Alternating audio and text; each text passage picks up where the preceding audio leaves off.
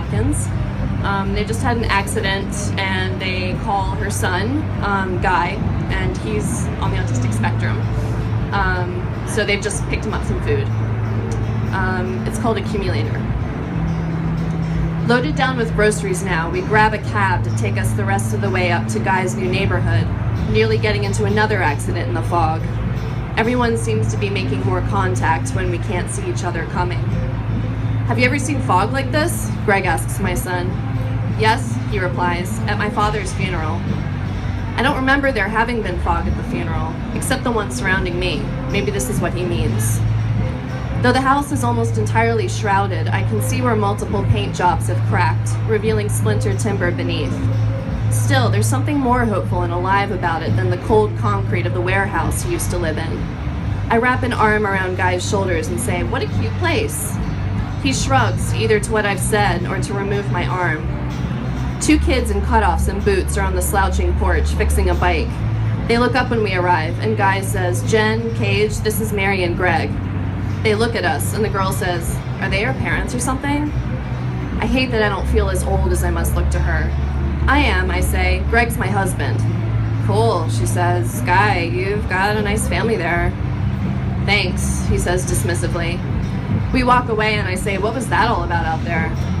Everyone else here, Jen lived in foster homes until she got married, and Cage used to ride trains after he got kicked out of his house.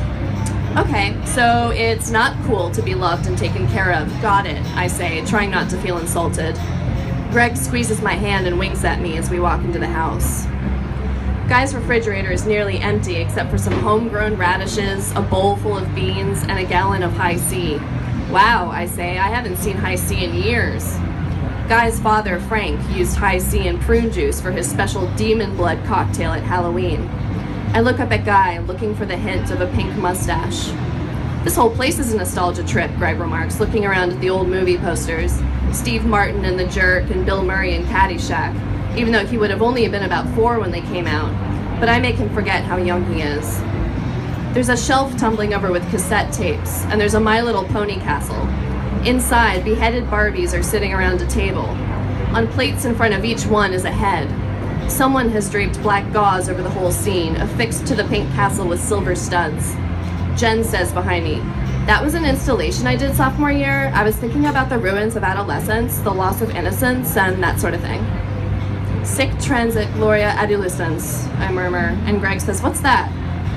Frank used to inscribe that on the cardboard tombstones in the front yard on Halloween. It means, "Thus passes the glory of youth," roughly. Fruit flies swarm around our heads. "You know, Guy," Greg says, waving his hand back and forth in front of his face, "I think for the money you're paying, you could do a bit better." We sent him $500 to cover the $300 rent he was splitting with his roommate, and obviously the rest did not go to groceries. "It's a lot better than that warehouse he was in, though, wasn't it?" I say. "What was that place called?" "The Tin Man." "Right," I say, chuckling. "Former canning company." "Why'd you move?" Greg asks with a joke in mind. "Didn't it have much heart?"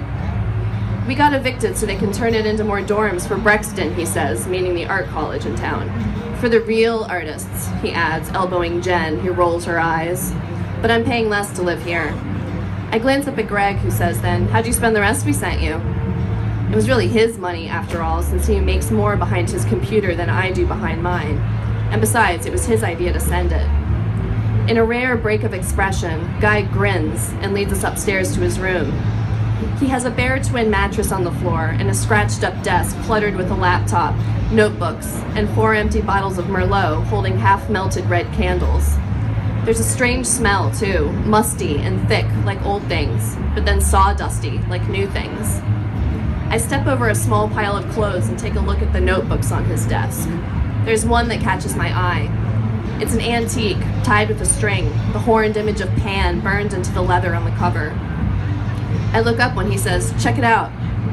He's standing beside a wooden closet that I think is his armoire. I have a moment of worry that it's where he's growing pot now, and wonder why on earth he's showing this to his mother until he opens the door. The inside is lined with metal, like a deep freezer, and attached to the side is a hose with a funnel at the end. A little bench makes it look like a one-person sauna. "It's an orgone accumulator," Guy explains. And his grin reminds me of when he was 5 and he so proudly showed his father and me a time machine he made out of cardboard boxes, our computer keyboard, and jumper cables. It collects and stores all the creative energy in the orgone molecules that fill the atmosphere. And since this fog rolled in, the atmosphere is closer than ever. You sit here, he climbs in the box and sits on the wooden bench. And then you hold this funnel to your solar plexus to receive a concentrated stream of molecules. And what happens when you receive those molecules? Asks Greg, and I wish he would cut out his facetious tone. Guy's picked up on it and is glaring at him.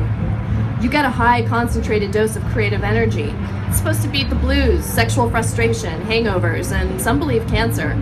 It's theoretical science, Greg. You don't have to believe it. But just remember, the soft sciences of today are the hard sciences of tomorrow. I've heard of these things, I say. It was invented by a student of Freud's in the 30s, right? A lot of artists in the 50s and 60s used them. Sounds like it had plenty of time to become a hard science, says Greg. Guy scowls and says, except the government burned all of Wilhelm Reich's books and threw him in jail where he died, alone and forgotten. I try to redirect. How'd you learn how to make this, I ask. From my father, he says, and now I recognize that journal. As he picks it up and flips through it, I hold onto the desk for support because that smell, dragon's blood and sage, was the smell of Frank's study in our old house. For one object, the smell, or maybe the memory, is overwhelming, and Greg places a hand on the small of my back, sensing my vertigo. See? Guy shows us a page on which Frank drew a detailed diagram of the strange machine. He used wisps of his pen to indicate fog around the box. He was writing about how the accumulator's effects might be heightened by the nearness of suspended water particles, i.e. fog, since water is a sympathetic agent of psychic intention. So, Greg, to address your skepticism, placebo it may be, but as intention is the fundamental element of change, transformation, and metamorphosis, it is at worst a powerful placebo. As he talks, I realize he is discovering how to do something I ultimately failed at, breaking Frank's code. When I first met Frank in college, he was struggling with this himself, and he'd visited the writing center on campus where I worked to get help with a short story he was writing. That inky black hair, those cool gray eyes. He told me then about his autism, which explained his abruptness and mask-like expression. But as he talked in short spurts and long rambles, I saw the intelligence behind his eyes. I got him to unfurl his thoughts and wrote them all down in scattered order. His writing took off. He won awards from school and contests in town. We started dating and he dedicated each story to me. After college, we married and had Guy. He published his first collection of horror stories and they were a hit with all the goth kids. The Times even called him the new H.P. Lovecraft. But by then the code had changed, and with the added stress of parenthood, fame, and his demanding writing schedule, we never cracked it again. Even before we separated, I already felt as if I were a single mother. He was using these ideas for a new short story when he died, Guy continues. I was out of ideas when the fog rolled in. Then I found this page when I was going through the box of books from his library. I'd tossed that box in the car with his college things. He's never mentioned it until now. I'd say, Greg says, you've made good use of your time, Guy. Guy shrugs and looks out the window. Like the rest in the house, it's caked in grime, but with the fog just outside, there's an illusion of light. In fact, if we never checked the time, it could all be as if everything were suspended, just like millions of tiny water drops hovering just above the ground. I have an idea. You said it could cure cancer, right? I asked Greg. Guy? He shrugs. Greg, honey, why don't you give it a whirl? My son's face brightens, and he says, of course, I need to test it on a skeptic. Greg gives me a gee, thanks a lot look, but I smile and nod my head encouragingly. Okie doke, he says, climbing into the box. Guy gives him instructions and then closes the door. I go downstairs and make Guy a sandwich for the first time in over 7 years. When we come back to the room, Greg is climbing out with a wide grin. Well, all those orgones got my stomach rumbling. Is it crab time yet? Hey, says Guy, holding out a hand. Good luck on your test tomorrow, Greg. And my husband takes the hand and replies, thanks, I was up all night studying. We leave Guy's and take another cab back to a crab shack in the harbor. We tear apart the fat sea spiders, our fingers becoming red and gritty with Old Bay. We stare at a few different games on a few different TVs behind the bar. Greg orders us a banana split, and I groan when it comes with 2 spoons. "Come on, Greg," I say, dropping my head on his shoulder. "I'm never gonna drop 5 pounds this month." "You never needed to," he says, meaning to grab my butt, but only grabbing a bit of back fat. I take the spoon and dip it in the boat dish, making sure to grab enough banana along with the ice cream and strawberry sauce. It's not exactly ice cream weather, but the fruity sauces make me feel a little less like I could float away any second. Greg's eyes are so blue, they look almost wet. "Listen, Mary," he says, taking my hand. "About tomorrow. This is no death sentence. It's highly treatable, and if it hasn't spread further, they can just go in and remove it. I'm going to be with you a long time." He brings my hand to his lips and closes his eyes. The kiss travels from my hand, up my arm, through my sore neck to my throat, and down to my belly where it rests.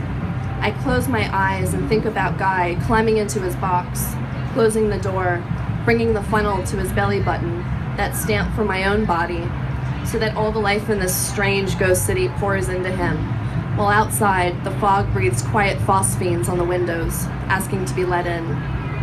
Thanks.